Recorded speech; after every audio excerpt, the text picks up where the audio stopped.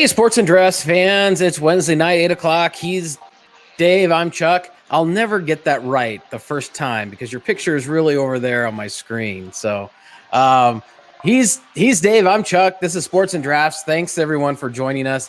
And a lot going on tonight. Dave is actually coming to us on a remote feed in Vegas. We'll go with that. And having a good time there, buddy? Yeah, actually, at a sushi bar, revolving sushi bar. I don't know if you can see behind me here, but the plates just come and you grab what you want off a conveyor belt, and you can order to on a little iPad screen, and then it zip it to you down the line. And so my draft, and I we'd like to start that portion of our show, is actually a Mio sparkling sake. Very good, very light, kind of melony. I haven't really had a sparkling sake before, so I thought I'd try it. It's actually really good. No, that sounds good. I've never heard of a sparkling sake, so that's definitely a first. I'm actually going to thank you for my beer that I have tonight because I just found this in the refrigerator that he left behind, and oh, you froze there. But we have a Stone Brewing, a Fruitfully Independent double IPA that you left here. Thank you very much.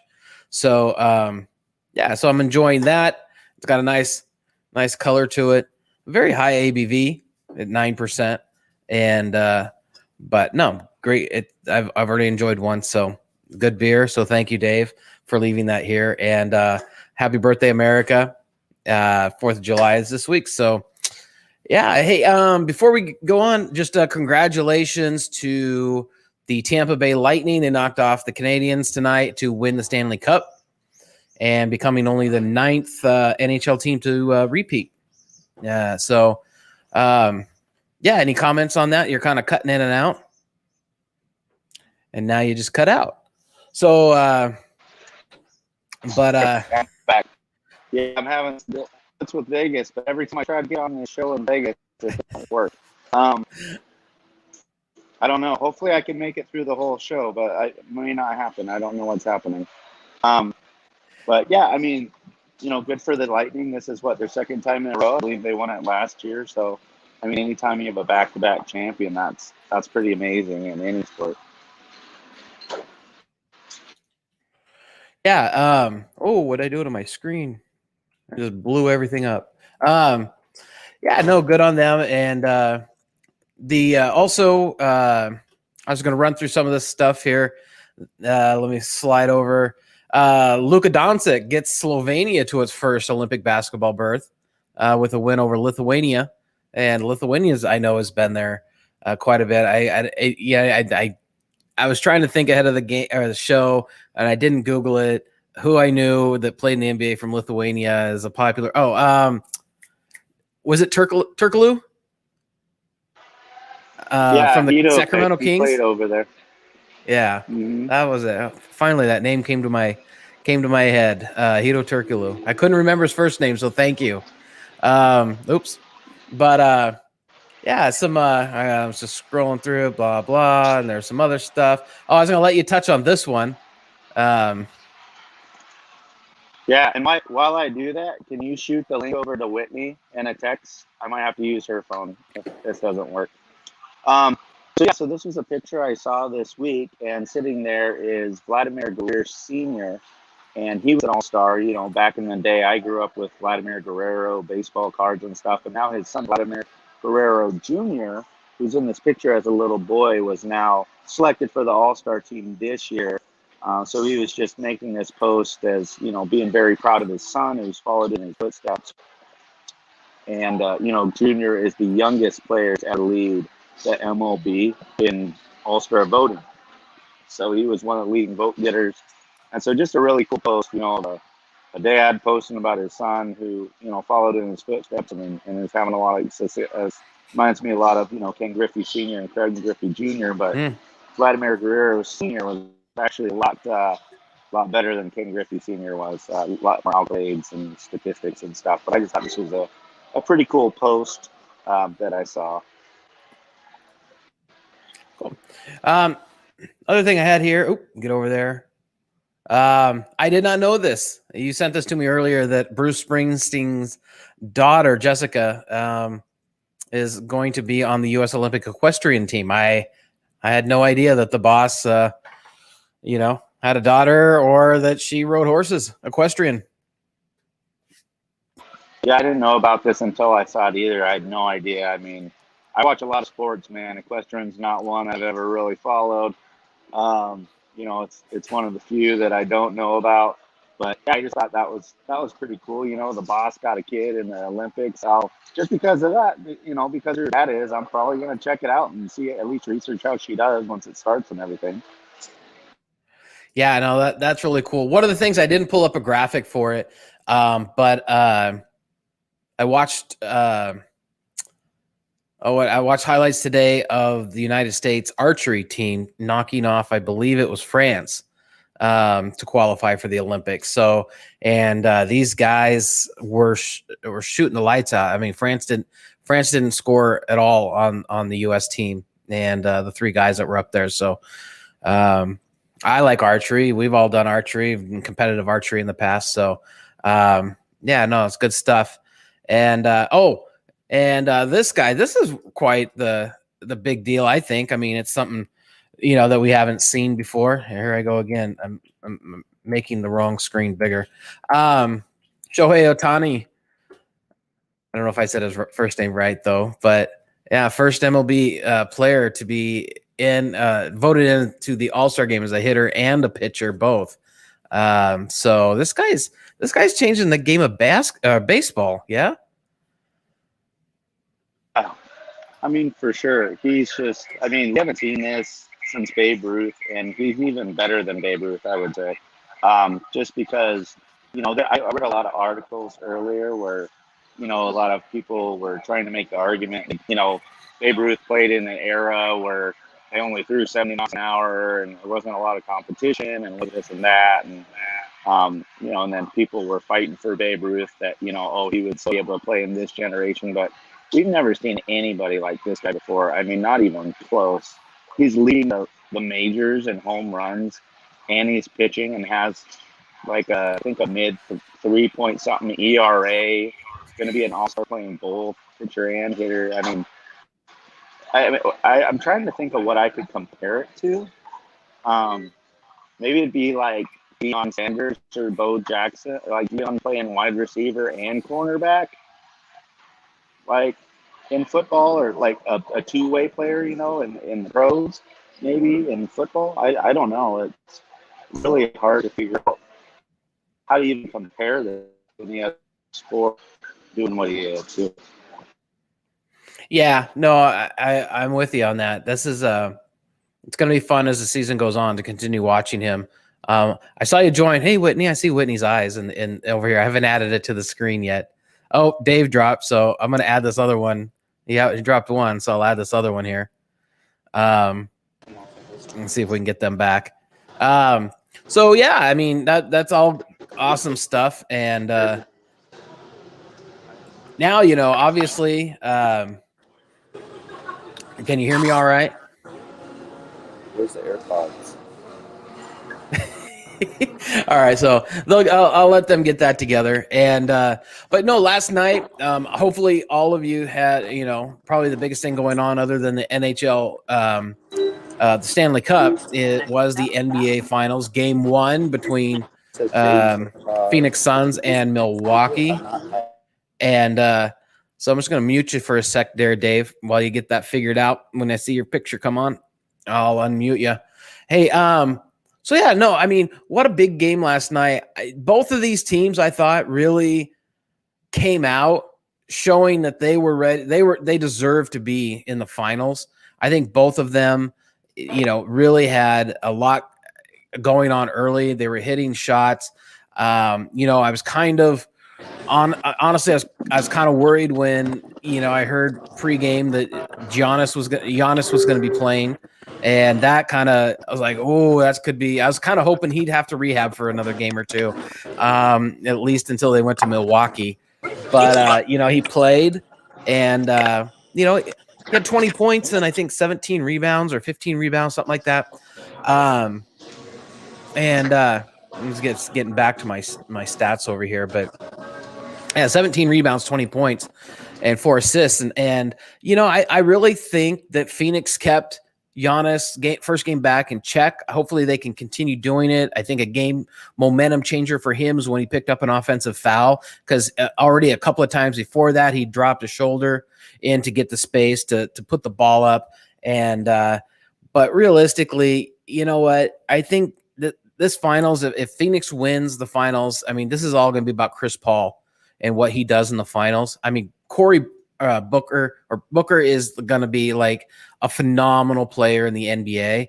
I just kind of think that if Phoenix pulls this off, it's going to be with Chris Paul's leadership. And yeah, I mean, did you have any thoughts on? I see you're back. Any thoughts on the game last night? Yeah, sorry about that. I had to switch phones. Can you hear me okay? Yeah. Okay, good. Yeah, there are a few things that stood out to me about the game was how well DeAndre Ayton played. I mean, he had a ton of rebounds. He had over 20 points, and he's playing against a legit big, strong 7-foot guy in Brook Lopez, and he didn't miss hardly any shots. I mean, his efficiency was just amazing to me. You could see he was grabbing a ton of boards throughout the game, so I thought he was really important. Obviously, Chris Paul was huge. Chris Paul, he's going to die trying to win this finals. I mean, he's going to do every single possible thing in his power. This might be his only shot. I mean, I would not be surprised if he averages 30 points a game in this finals. And so he was just huge. And I thought really the difference that I'm seeing in this, and I was looking back. So in the NBA, when the schedule comes out, every team, no matter of conference or, division, anything like that, they all play each other at least twice a year. So a home game and an away game. The Suns in the regular season beat the Bucks both games by 1 point. Woo. And I researched the box scores, and nobody was hurt. Nobody either game because of injury, or anything. They were both at full power both times they played. One game went into overtime, and the Suns won by a point. So the fact that the Suns now have beat them 3 times in a row, and this time by a pretty good margin, I really believe the Suns have a great chance of winning this finals. Along with, I believe right now, the Suns bench is playing so much better than the Bucks bench. I mean, you got Cameron Payne coming in now off the bench doing really well. Bridges, if he doesn't start. I mean, it seems like when their guys come in, they really help produce. Cam Johnson, he's hitting shots from the corner. It's just, I feel like their bench is going to be the difference also. And I think it's just kind of meant to be for Chris Paul. Like, this is going to be his moment finally. He's going to get it done. Giannis is going to have a lot more chances. Chris Middleton probably have a lot more chances. Mm-hmm. It was weird last night when I was watching. I didn't think Chris Middleton had like this huge game. When you look at the stats, he had a lot of points, but it was just like consistently through the game. And I think I felt that way because the last game he scored like their last 16 points in a row or something. He just went crazy on fire in Game 7. But this game, he just kind of consistently got points throughout the whole game, so it didn't really look like he scored a lot, but he did. But yeah, I think the Suns with Chris Paul rolling, if Ayton can stay that efficient and the bench plays well, I just don't think the Bucks are going to have a chance to win it. Yeah, Chris Middleton is the only reason that they were even that close in the game. I mean, the guy can't miss. Holiday, I thought, really played really good defense. In the second half, first half, they were even into the third quarter. Booker, Lopez was trying. They get the switch with Lopez on either Booker or Paul, and they would he was just a toy to them. They could score at will on Lopez, and so I think that kind of. They made some adjustments, and with Holiday, and that guy's tough to get rid of with a screen. He fights through the screens and he sticks, and one of the other things I really liked last night is that Phoenix came out with a very high tempo and really pushed it. And I think that I don't know if the coach is like, hey, let's see if we can Giannis hasn't been playing. Let's see if he's not conditioned. Maybe we can catch him getting tired, and they were really pushing it. And, and also you look at, Chris Paul's numbers, finished, I think, with 32, finished with 32 points last night. He didn't score any points in the first quarter. And, so, I mean, he was the high, he had the highest points, Booker 27 and DeAndre 8 and 22. Ayton, I mean, that guy, I would also say that if they win, it's going to be because of Ayton and his play. And that man cannot get hurt because he is pivotal to their game. And so it was a fun game to watch all the way around. Like I said, I don't know if you heard, it looked like both teams deserved to be here. They came out firing. Everything was just everyone was just scoring. It just seemed like back and forth. But I did get a little bit worried when they were up 20, and then all of a sudden they were only up 9. And I think at one point dropped back down to 6. So that kind of got me going for a little bit. But I think by the honestly, not too far into the third quarter, Giannis was a non-factor in the game. They took him out of the game. I mean, I was talking to Dylan while we were watching the game. I'm like, whose name you haven't heard in a while? Giannis. You might get a point here or there. Yeah, it was kind of weird to see because, he wasn't playing his normal game where he goes downhill. They get him the ball at the top of the key and he kind of gets a running head start at somebody and then, does his Euro step or side step and he uses that length. And I didn't see a lot of that from him. He was trying to shoot jump shots, which isn't his strength, or he was trying to go in and spin and put up a half hook, and that wasn't working out for him. And, I mean, if, Middleton, unfortunately, everyone loves Giannis, and he's a 2-time MVP, but Chris Middleton is the Milwaukee Bucks. If they're going to win, that dude's going to have to play out of his mind, because if you get to a close game, Giannis can't shoot free throws either. Or if you need a three-pointer, you're not going to Giannis. You're going to Chris Middleton. Like, if you need a bucket, you go to Chris Middleton.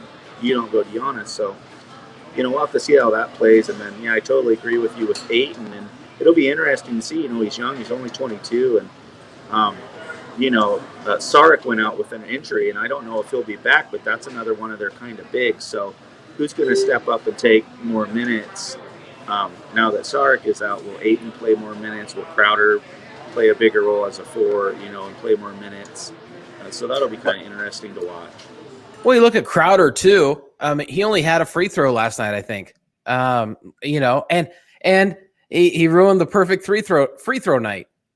At the end of the game, I think it was like the last free throw of the game they shot, he missed. I'm like, and I was talking to Dylan, I'm like, I don't know that I've ever seen an NBA game where a team has gone 100% from the free throw line, and then he misses one. I guess I'm not going to see it now. So, but yeah, I mean, so again, Crowder played a lot of minutes, 33 minutes. I mean, only 4 minutes, less than Chris Paul, and at one point. So, sure, he had 9 rebounds, so that obviously helped. No assists, but if he starts having the game that he should have, and he's like that, he goes on a run, has a good game and a bad game. But if he starts adding in his points, I mean, for the minutes he's playing, because you think about it, I mean, that guy played 33 minutes for 1 point. Not a lot of teams are going to win a game when you have someone on the floor that long not scoring. And, or contribute. You can say 9 rebounds is definitely good. But still, so hopefully, he'll get on track. But yeah, so it'll be fun to watch. Hopefully, Phoenix can close out at home here, keep home court advantage, and go into Milwaukee and just put a little more pressure on Milwaukee, because it'll be a tough environment there. Because I believe I think they'll have a full arena of fans, and so they'll have that support. But yeah, so why don't we, I want to touch on the NFL betting lines that you mentioned, and I brought something up on as well, but can we go ahead and do the Play-it Thru person of the week? Yeah, let's go ahead and do that. And, yeah, we'll have a big show next week because I grabbed a bunch of the betting line papers that we can go over next week. So really Okay. fun stuff. So there's stuff like football futures. So if you're not a big betting person, you don't know what that is. Obviously the NFL hasn't started yet, but there's already bets you can make. You can already bet on week one for what the current lines are, which is kind of great because they haven't went through preseason training all the way yet. They had some of it, but they're not in preseason, so there isn't any injuries yet to switch any lines. So these are about the purest lines you're going to get, are these preseason lines, because we're just banking on rosters basically right now and how teams performed last year and what additions they got that might help them. So you can bet on week one now. You can also bet some of my favorite bets, or you can bet on over or under on individual team wins. So, for instance, they say like they have the Colts winning 10 games. You can pick over and under. Are they going to win 10 more or less? And that's a bet that gives, that's a gift of a bet all season long. Because you make that bet, and I've bet against the Colts for the last 2 years that they wouldn't win enough games. So I'm rooting against the Colts literally every single week of the season to get my bet right. And so those bets are really fun to make when they're season long bets, and you can just keep track and trash on a team or root for a certain team you normally wouldn't root for just to win your bet. So yeah, we'll go over some of that, and I got some college bets. They already have futures of like who's going to win the Heisman Trophy Award, things like that. So we'll get into some of that next week. But yeah, we can get going with that. Play it through person of the week.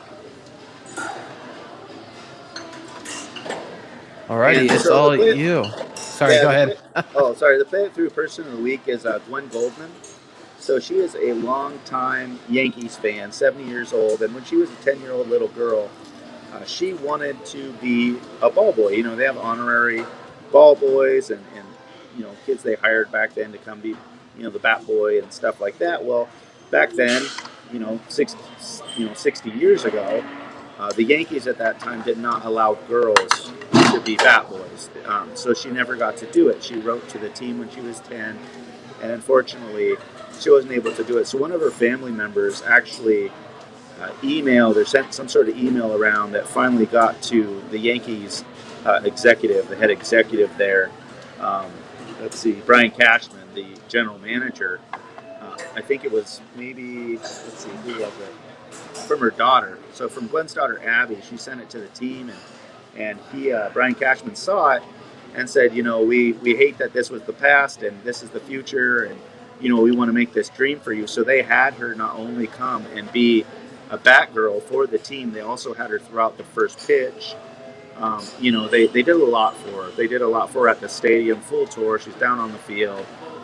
Got to see the whole game from the dugout as a Batgirl. So, basically she played it through, a sexist era that she grew up in, and now luckily, that's not the case anymore. Times have changed and have gotten better for equality, gender equality, and so that's just really awesome that she waited all these years, and her daughter sent that email, and it was answered, by Cashman, and she got to live out her dream, and she had waited 60 years for it. So I just thought this was a great story, and that's why Gwen Goldman, lifetime Yankee fan, is our play it through person of the week, just for having to sacrifice when it wasn't her fault, and there was biases in this country that there shouldn't have been, and now she got to fulfill her dream as an older woman. So that's just awesome. Yeah, no, I'm glad you picked her. I read this story earlier and this week, and it's like, what, just making up for that lost time was, you won't get your youth back, maybe not be able to do it each week or whatever, but as a Batgirl. But I mean, you just look at her face in this picture on the right, and she's just so happy. She's probably happier doing it today than she may have been as a kid. I think there's a lot of special emotions just about doing it and the experience that she had. So, and I agree with you. Not everyone has had an equal shake, growing up in this world, and we haven't always been the best country, but we're trying, we're striving, we do great things, and we can always get better. So, and in this case, It's nice that the Yankees made up for lost time and had this young lady out there to be the Batgirl for the day and throw out the pitch. And what a great honor. And just kind of, again, to carry that load for so many years and then be able to play it through and have this experience. So no, great choice this week. I love this choice. So we're not talking NFL. So anything else on your mind? What else? Yeah, there's a lot of basketball going on here in Vegas really soon. We stayed in the, Park MGM. And we saw, because they're having the Olympic trials are here in Las Vegas, they start on the 10th, I believe, the Olympic trials. And so we actually saw a few guys from the Nigerian team that team was staying at that hotel. So as we were leaving, they were coming into the lobby, and they all had their warm-ups and sweatshirts on and T-shirts on. So I got to see real close-up part of the Nigerian men's basketball team that will be at the trials. We've walked by a lot of other people with different countries' basketball logos on them and things. So that's a big thing happening real soon here. I also did see on Damian Lillard's Instagram, I think it was a day or two ago, he was like, final workout until I head to Vegas for the Olympic trials. So I don't know if I'll get lucky tonight or in the morning before I leave here to bump into maybe some of the U.S. men's team wandering around with their families or something. But they're here. They're in town right now. The men's Olympic team is. And so that's kind of cool. Also, the NBA Summer League is here not too long from now. That's great. And also the Big Three starts on the 10th. And the Big Three plays here in Las Vegas. So tons of basketball here in Las Vegas this week, next week. It's just a mecca right now for basketball. So it's really cool to kind of be here and see everyone getting excited about all the hoops that are about to be played here. Yeah, I just actually had to look up because I wasn't sure exactly when the Olympics started, but it looks like, opening ceremony is on the 23rd.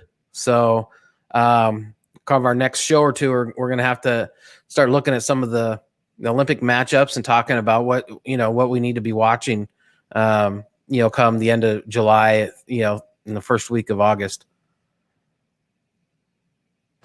Yeah, and that I saw a story too, speaking of the Olympics, of that sprinter who tested positive for marijuana that we kind of touched on, Richardson last week, was left off of the relay team, even though she could have competed. Still left him off. I have mixed feelings about that.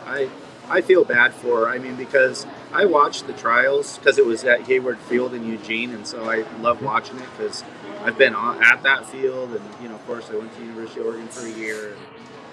So I just love seeing anything on that field.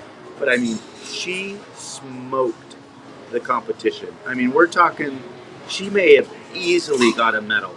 I mean, at least a bronze or something. Like, she smoked everyone. It wasn't even close. And she's come out and said, I regret it, but I don't. I knew what I was doing. My mother died a couple months ago. I needed it to go. I knew the decision I was making, and I stand by it, which I guess is fine. But for an athlete like her, she's only 21. Maybe that's a little bit of being naive talking, because to do the biggest thing in her sport that she works so hard at, she has to wait 4 years.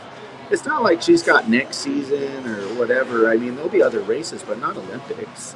I mean, she's got to wait 4 years. Yeah, she'll be 25, and she'll still be in great shape, and she'll still probably be super fast, but you missed an opportunity. Like, you could be going for your second gold medal instead of your first gold medal in 4 years. So, I mean, I don't know. There's a lot of mixed, I think, feelings about it throughout society and stuff. But the rule is the rule, and she knew the rules. Rules are rule. The rule's a rule. I mean, it's an international rule. It's an Olympic rule. Every country has to follow it. You know it going in. So it's one of those cases of how bad do you want it, really, because you know the rule. Yeah, unfortunate. Yeah, I feel a little bit the same way. I mean, it's one of the things, it is an international rule, and you can't bend it for one, because then you have to bend it for another. And we had Russia, I think, I don't know, 4 or 6 years ago, or 2 or 4 years, I don't know, that had a whole bunch of people that couldn't compete because of drug related issues or testing issues. And it seemed to be kind of no fault of the athletes. It was kind of something within the system of training.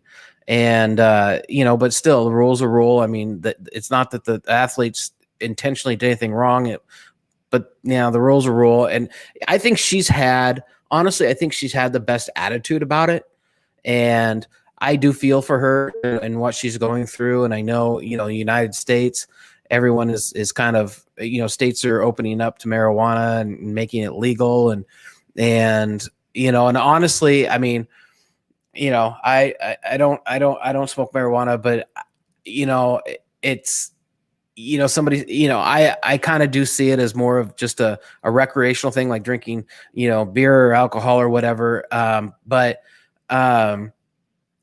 one of the other things I kind of take away from this is that I don't know that marijuana is an enhancer for performance. Maybe for some pain that you might have to be dealing with from working out, but for maybe recovery, but it's definitely not an enhancer. I'm gonna smoke some marijuana or whatever and go out and run faster. I don't know that it's gonna help you in that way, but just my silly 2 cents worth on that. Yeah, it's never done anything for me but help me sleep or eat.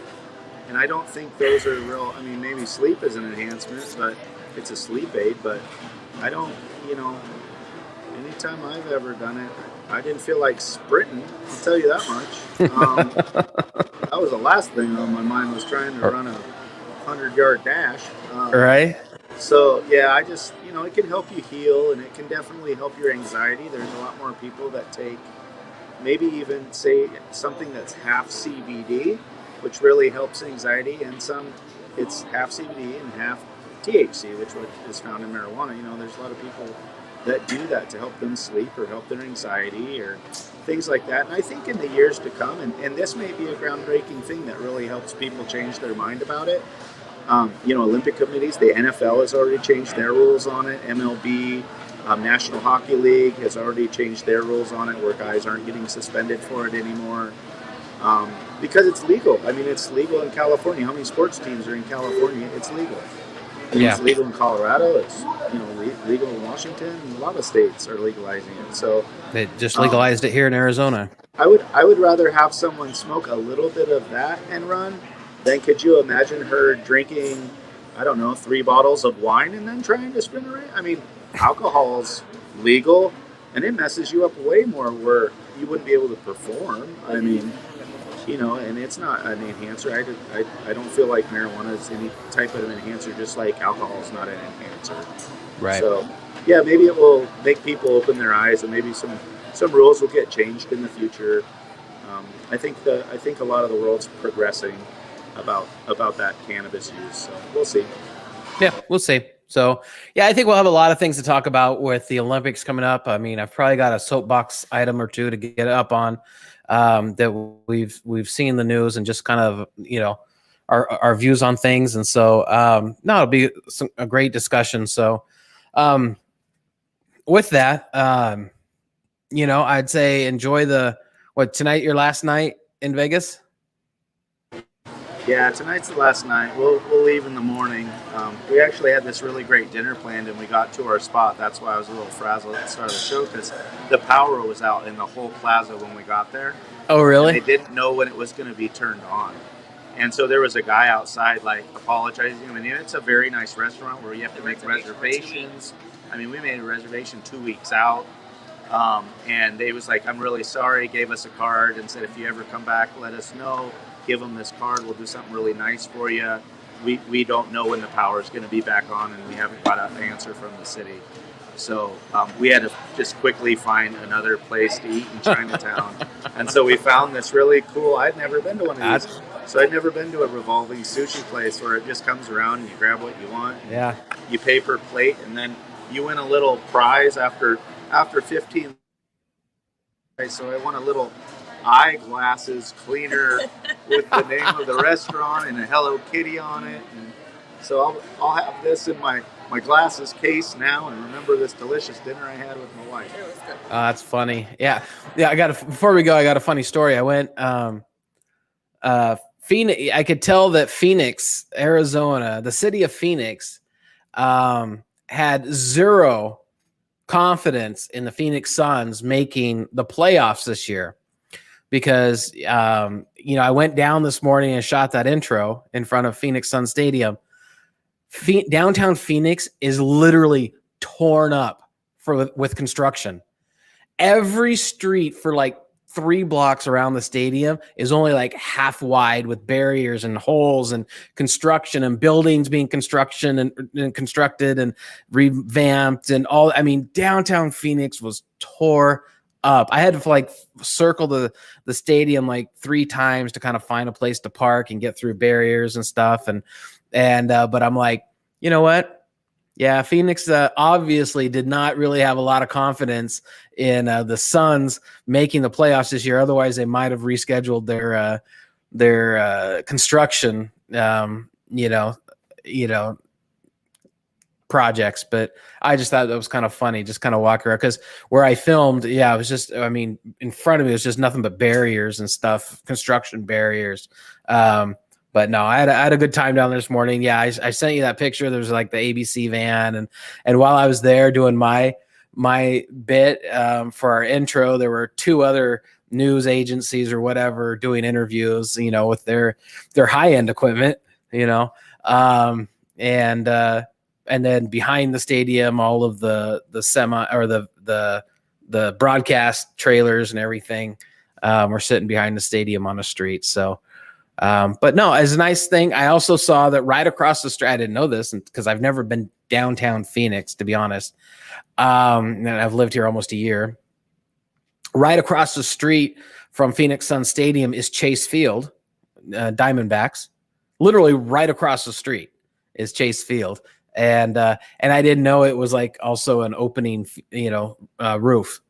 And, I could see the roof was stacked, and I'm like, oh, makes sense. I guess you're Phoenix. You're playing baseball in the summer. You don't want to play in 110-degree weather with the sun bearing down on you. So makes sense, I guess. But yeah, literally right downtown is all of that stuff. And I didn't get a chance to really stick around. And I wanted to stick around Chase Field a little bit and walk around. And I should have, but I didn't. And I may make another trip down there maybe during the finals. Maybe I'll try and make a trip down there after a game or something. If it, game 5 or something. 5. So anyway, that was the thing. So, all right. Well, hey, everyone. I feel like I'm just having a conversation with Dave. Pretty much our show tonight. It's always a good thing.